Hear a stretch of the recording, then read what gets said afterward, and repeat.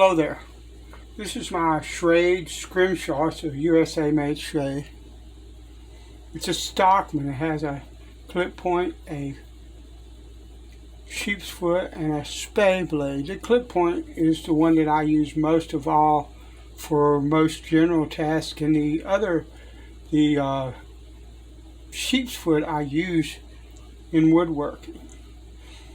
This clip point is perfectly fine. It's got a fantastic edge on it. The spay is kind of almost sharp, and the sheepsfoot is duller than a butter knife. So we're going to do the sheepsfoot first today, and then we'll work on the spay. And I've taken this soft Arkansas and I've reconditioned the top of it with 80 grit sandpaper. Normally what I would do is I would go outside and use 36 grit 6 silicon carbide powder to condition this, but the feels outside is 110 degrees and Fat Boy ain't going out there.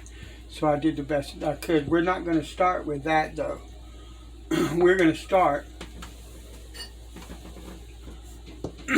with a fine Arkansas, because these blades are quite dull and they're going to need some attention. So I'm going to start with the sheepsfoot, since it's the other main blade that I use, and if I have time I will go to the spay, or I'll do a continuation video on the spay blade for this knife. That might be probably where we'll end up being, something like that. So now I want to keep that edge, see how straight it is? I want to keep that straight.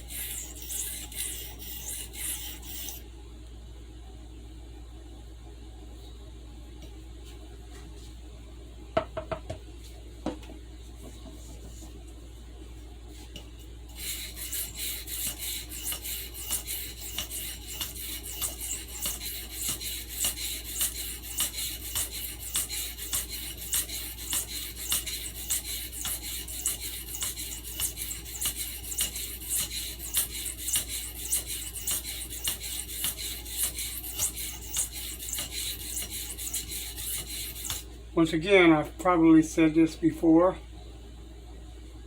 but you do not have to throw this fast.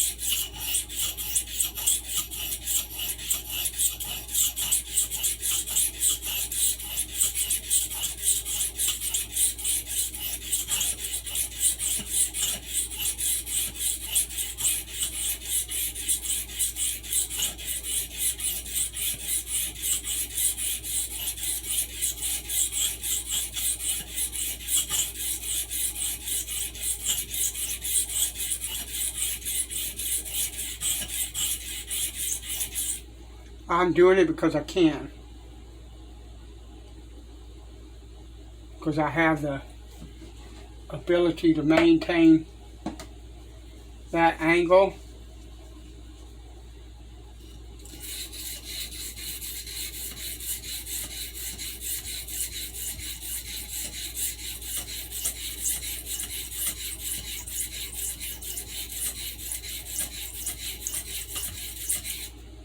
So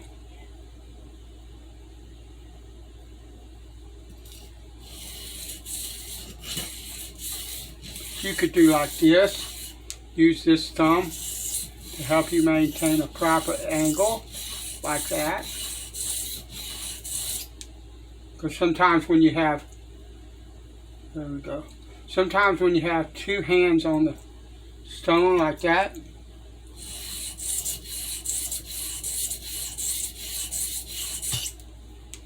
that will help.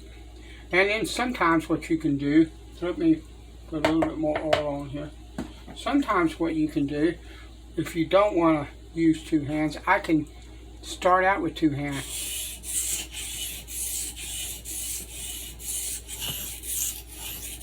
I've got my angle, as long as I don't change it.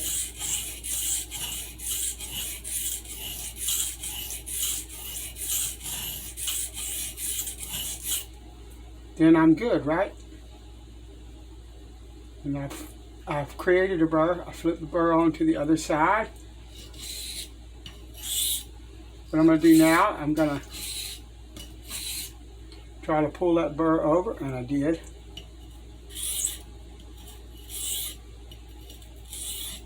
See if I can pull it over this way. And I did.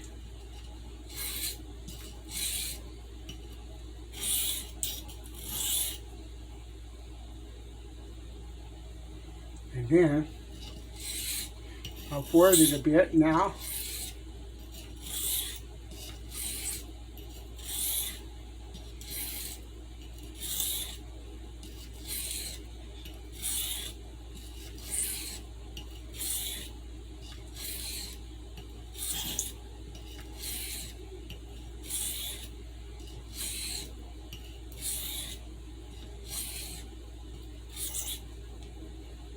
That feels wonderfully sharp, but I still have a little bit of a burr there, so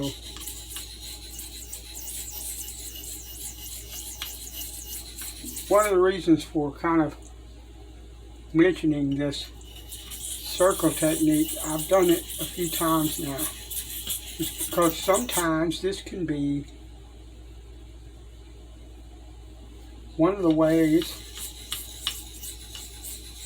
that you can deal with stubborn burrs, which is what I'm doing right now.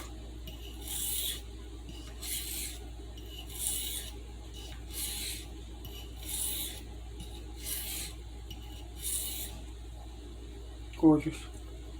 It's got a really nice edge. There's no burr on it. Lovely. Alright, now what I'm going to do now, once I get my rag, because I want to get this oil off of here so I can handle the knife a little better, I'm going to close this one up, and I'm going to open the spade blade up. I'm going to see all that dirt on that stone? That will raise that dirt up. And if I want to clean it, use some pressure. See, that stone is perfectly clean now, right?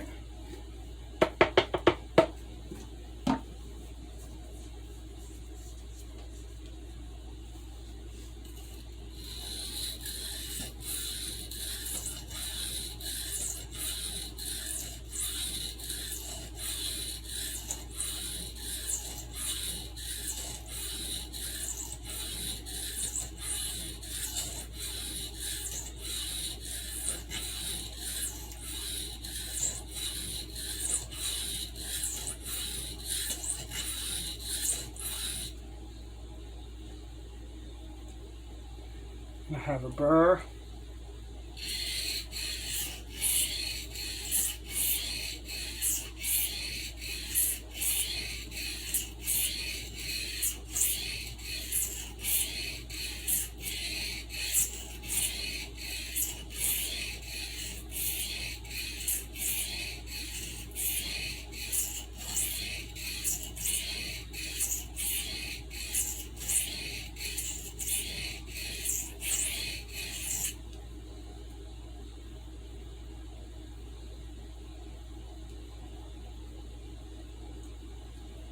Got a little bit of one, but it's not enough, so we're going to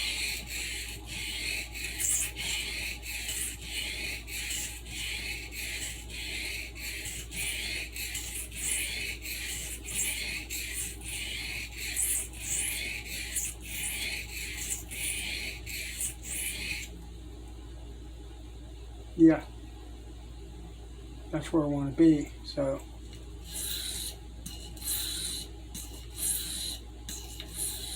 no pressure.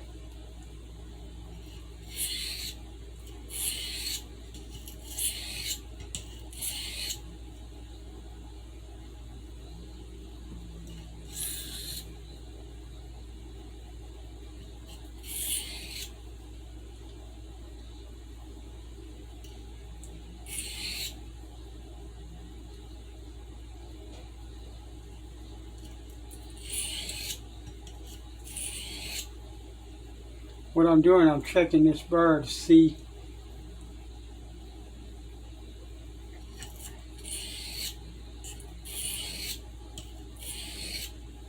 if it's rolling over.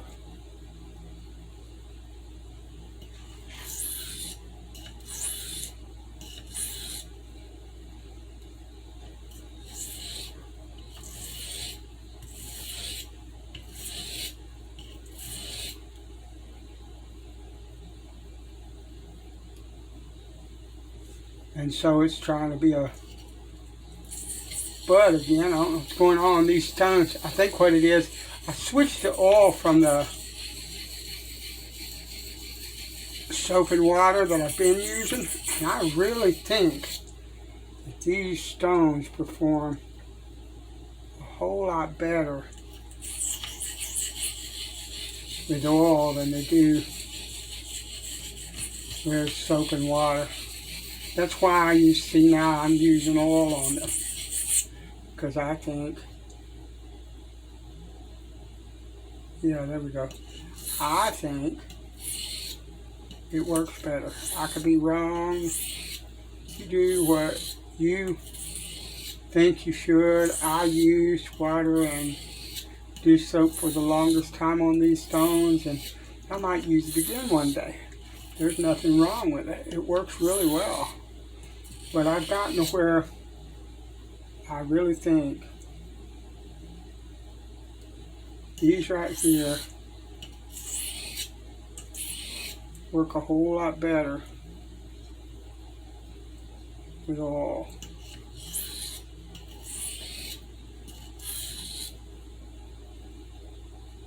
All right.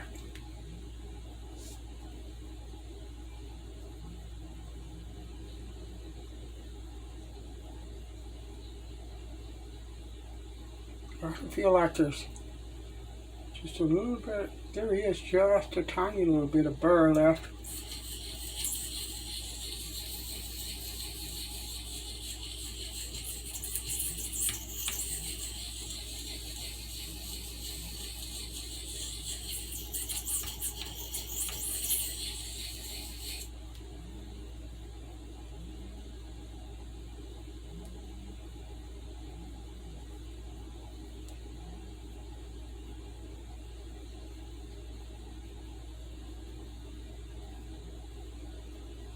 Sometimes you can end up chasing a burr.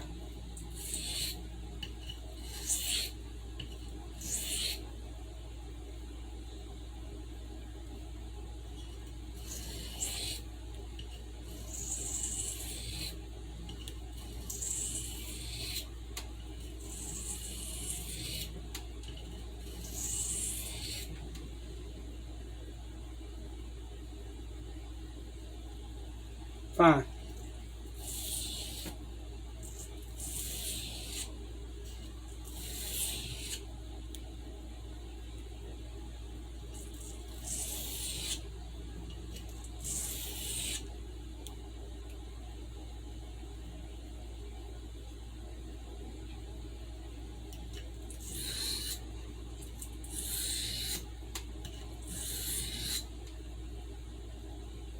That's the deal. Sometimes you've got to, there we go.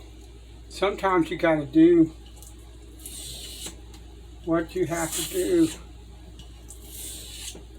to, let me move this out of my way, to remove that burr. You got to take that burr off somehow. Okay. Now, what I was doing is the burr was curled over, And every time I was trying to do it this way, it just stayed on the edge of the knife and wouldn't come off. And so what I did was I laid the side that had the burr on it down first. This side had the burr. So I laid the opposite side, this side had the burr, so I laid it down there and pulled it against the stone till I pulled that burr.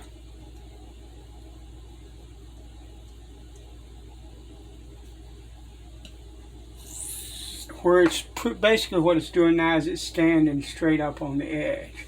So what I want to do now is give it some passes.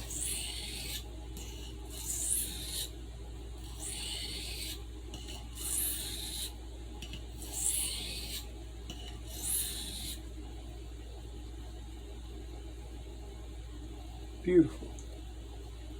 And sharp as this tag. Lovely. That's sometimes you got to do what you got to do to get that burr off of there. And the thing of it is people will ask questions like, what do I do? How do I get that burr off? Well, stop and think about what that burr is. It's the metal that's been abraded off of this. If you have a burr on this side, it's the metal that's been abraded off from this side. It's rolled over to this side. And what you want to do by flipping back and forth is to flip it over on that side. But it might not want to go. So you got to kind of look at it and see what you think the best way to get it to roll over or to peel it off of the edge of that knife would be. I know people that would run it through leather or run it through a piece of wood, run it along the edge of a piece of wood, particularly if you have like some kind of really super hard steel. That kind of stuff can work really well as well. But it just all depends. You do what you have to do to remove that burr from the knife. And I'm finding that these stones, particularly this type of stone, the India stones, are really efficient, really more efficient with the oil, it seems like, at least to me, than they were with the water and soap that I was using. I could be wrong. If I'm wrong, I'm wrong. I don't have a problem being wrong, but I don't think I am. It's not wrong for me. Might be wrong for somebody else. That's perfectly fine, but I know what I think I am observing. Let's put it that way.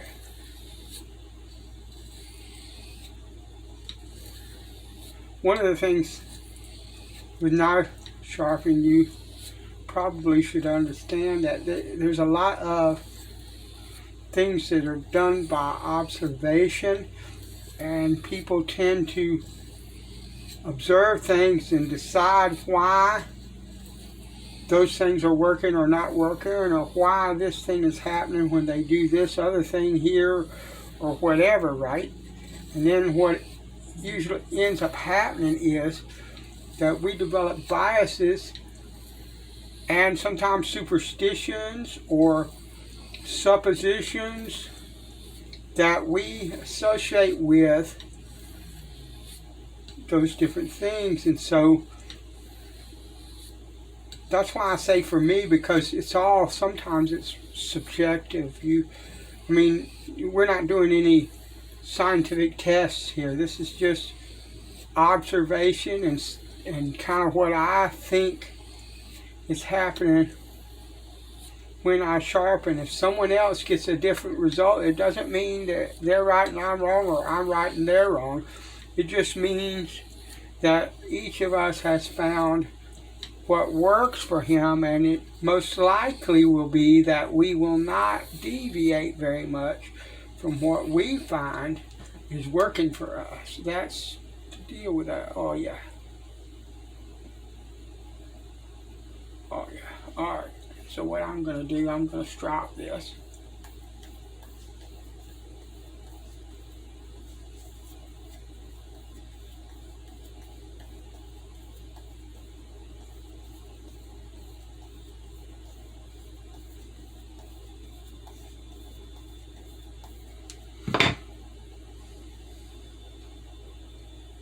And that's shaving like a champ. We're going to go back over here to the Sheepsfoot blade. We're going to run him across this soft oaken side.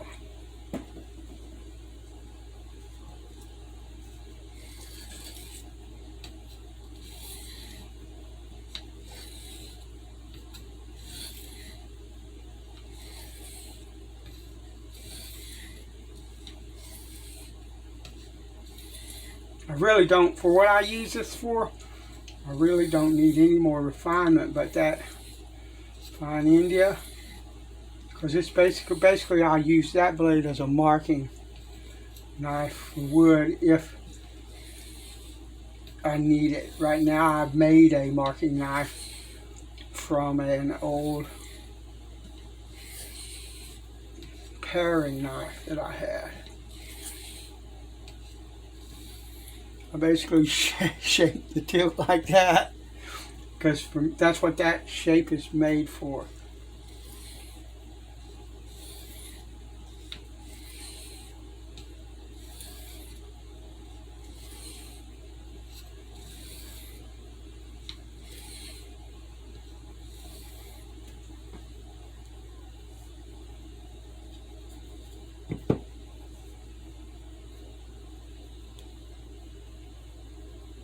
And all I'm doing, if I shave too much, I end up with no hair to test with. So what I'm doing is I'm pulling it across like that till I can feel like 3 or 4 hairs are being cut cleanly across, and I pretty much know from that and the feel of it that the thing is razor sharp. Well, as a knife maker or a knife sharpener would call razor sharp, which is different from what a razor honer is going to call razor sharp. Just so you know.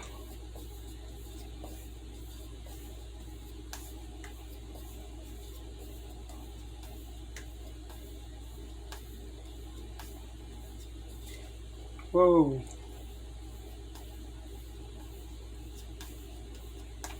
Alright.